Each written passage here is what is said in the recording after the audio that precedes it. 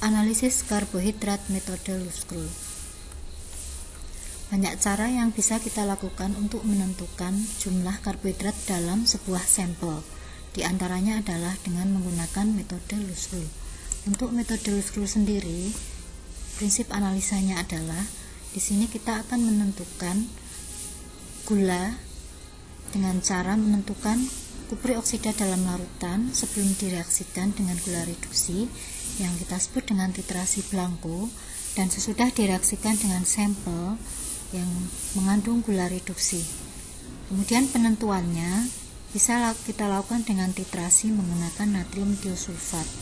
Selisih titrasi Blanco dengan titrasi sampel ekuivalen dengan jumlah kupri oksida yang terbentuk. Dalam hal ini diasumsikan jumlah kupri oksida ekuivalen dengan jumlah gula reduksi yang ada dalam bahan atau larutan. Untuk langkah-langkahnya, langkah pertama kita lakukan preparasi sampel. Sampel yang mengandung karbohidrat kita haluskan, kemudian kita timbang kurang lebih 5 gram, masukkan ke dalam Erlenmeyer 500 ml. Tujuannya untuk memperkecil ukuran sampel sehingga nanti bisa menghasilkan larutan yang homogen dan menambah luas permukaan kontak sampel dengan asam.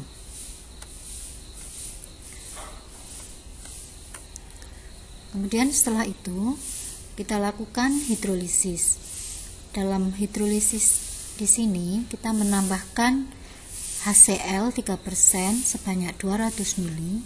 Kemudian kita didihkan selama 3 jam dengan menggunakan pendingin tegak. Tujuannya dalam langkah ini untuk menghidrolisis karbohidrat atau amilum menjadi gula reduksi, menjadi gula yang lebih sederhana.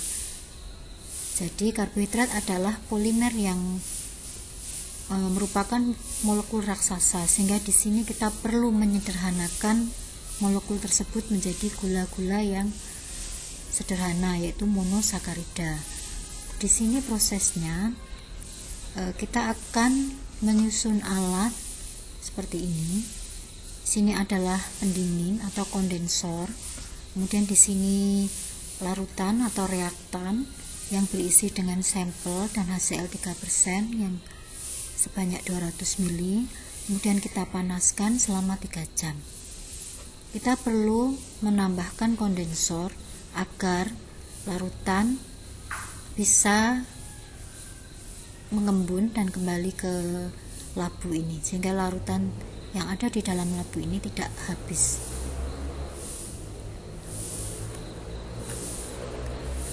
Proses di dalam lab bisa kita saksikan, bisa kalian lihat anak-anak seperti ini.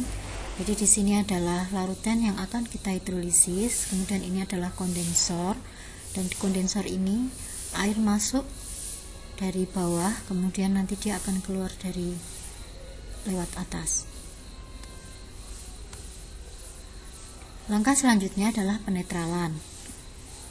Larutan yang setelah kita hidrolisis kita dinginkan, kemudian kita netralkan dengan NaOH 10%. Cek larutan sudah netral atau belum dengan kertas indikator pH. Tujuannya untuk menetralkan sisa HCl. Jika HCl masih ada dan belum netral, maka dia akan bereaksi dengan Loew's-Scroll.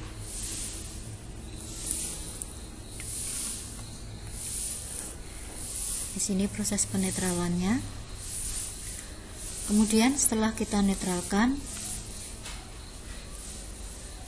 kita lanjutkan dengan reaksi redox. Masukkan larutan yang sudah netral ke dalam labu takar, kemudian kita encerkan dengan aqueous hingga tanda batas.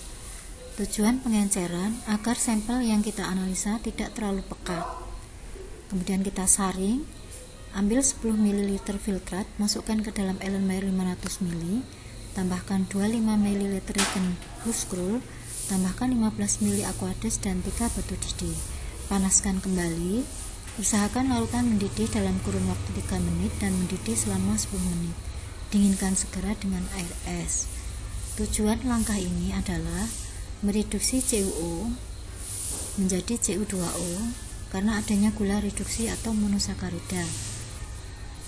monosakarida ini tadi dihasilkan dari reaksi sebelumnya, yaitu hidrolisis. C6H12O6 bereaksi dengan CuO menghasilkan gula yang sudah teroksidasi dan lus-scroll yang sudah tereduksi. Catatan, dalam langkah ini jika terbentuk endapan berwarna merah bata dari Cu2O, ini menandakan reaksi redoks 1 gagal. Kegagalan ini bisa disebabkan semper terlalu pekat atau reagen lus-scroll yang ditambahkan terlalu sedikit. Redoks 1 ini berhasil jika larutan terbentuk berwarna biru kehijau-hijauan. Sehingga langkah yang harus kita lakukan jika hal ini terjadi, maka kita bisa mengulang dari langkah ini. Jadi filtrat bisa kita kurangi, tidak 10 mili, bisa kita kurangi menjadi 2 mili atau 5 mili. Kemudian langkah selanjutnya sama. Karena dalam hal ini yang kita hitung adalah sisa CuO. Jika sisa CuO ini habis dan berubah menjadi endapan merah bata semua atau Cu2O, maka kita asumsikan untuk langkah redoks 1 ini gagal, sehingga perlu kita ulangi kembali.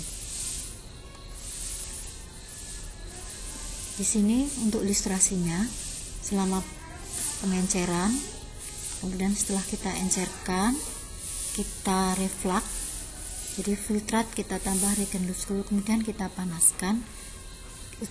Kita usahakan dalam waktu 3 menit sudah mendidih, dan mendidih selama 10 menit. Kemudian kita lakukan hal yang sama untuk blanko. Hanya perbedaannya untuk blanko, filtrat tadi kita ganti dengan aquades. Ambil 10 ml aquades dan masukkan ke dalam Erlenmeyer 500 ml, tambahkan 25 ml reagen lus-scroll, tambahkan 15 ml aquades dan 3 batu didih, panaskan kembali. Usahakan larutan mendidih dalam kurun waktu 3 menit dan mendidih selama 10 menit. Dinginkan segera dengan air es. Tujuannya adalah untuk membuat perbandingan antara sampel dengan larutan kosong. Ini ilustrasinya. Jadi perbedaannya di sini untuk blanko reaktan berisi aquades dan reagen lus-scroll. Sedangkan untuk sampel, reaktan berisi sampel dan reagen lus-scroll.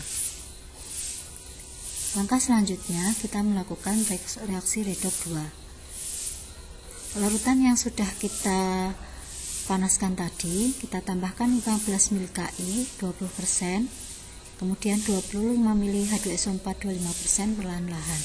Tujuan untuk reaksi redoks 2 ini untuk menghasilkan I2 yang terbentuk dari reaksi antara sisa CuO dengan asam sulfat dan Ki. Seperti ini reaksinya. Jadi CuO sisa yang kita asumsikan masih berwarna biru tadi, dia akan bereaksi dengan asam sulfat menghasilkan CuSO4 dan air.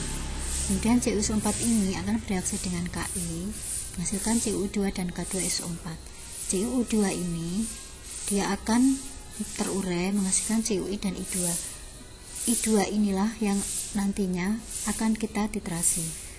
Jadi prinsip titrasi untuk analisa karbohidrat metode lus-scroll adalah metode iodometri. Di sini ilustrasinya. Langkah pertama kita menambahkan Ki, kemudian asam sulfat. Maka nanti larutan akan berubah menjadi warna coklat. Langkah selanjutnya adalah titrasi. Titrasi secara langsung dengan tio 0,1 N hingga larutan berwarna kuning. Setelah berwarna kuning, tambahkan indikator amilem 2 mili. Lanjutkan dengan titrasi dengan tio 0,1 N hingga TAT tercapai, yaitu warna birunya hilang. Jadi tujuan titrasi di sini kita ingin menghitung kandungan I2 yang setara dengan jumlah CuO yang CuO sisa tadi. Reaksi yang terjadi, reaksi iodometri. Ini ilustrasinya. Jadi perubahan warna dari coklat menjadi kuning, setelah itu menjadi putih gading. Pada saat kuning ini kita menambahkan indikator amilem sehingga nanti larutan akan berwarna biru. Setelah biru kita lanjutkan titrasi, maka dia akan berubah menjadi putih. Selanjutnya kita lakukan perhitungan. Rumus yang kita gunakan untuk loose scroll, kadar karbohidrat sama dengan miligram gula. Miligram gula ini dalam catatan tionya adalah 0,1.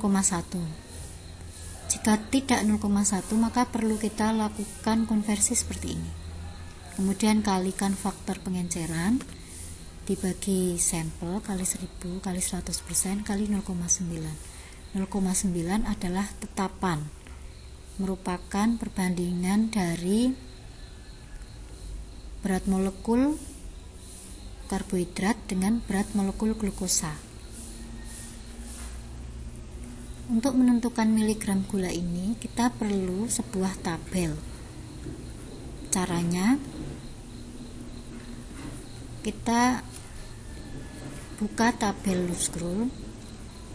Jadi tabel loose scroll ini merupakan tabel yang menyatakan banyaknya tio yang sebanding dengan jumlah gula yang ada di dalam sampel. Untuk tio sebesar 1 mili itu sebanding dengan 2,4 mg glukosa, fruktosa dan gula inversi. Untuk tio sebesar 2 mili maka dia sebanding dengan 4,8 mili. Maka dari hasil titrasi tadi kita perlu konversikan dulu berapakah miligram gula yang terkandung dalam sampel dengan cara kita mengurangkan atau mencari selisih belangko dengan sampel. Untuk contoh perhitungan seperti ini.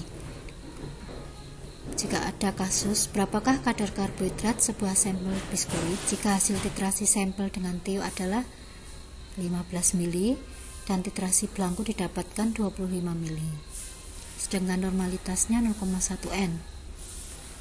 Faktor pengenceran adalah 50 kali dan massa biskuit yang ditimbang dan dianalisa sebanyak 5 mg. Kita cari dulu, kita tentukan berapakah selisih belangko dengan sampel, karena asumsinya yang kita tentukan adalah sisa CuO atau sisa loose scroll yang belum bereaksi dengan sampel.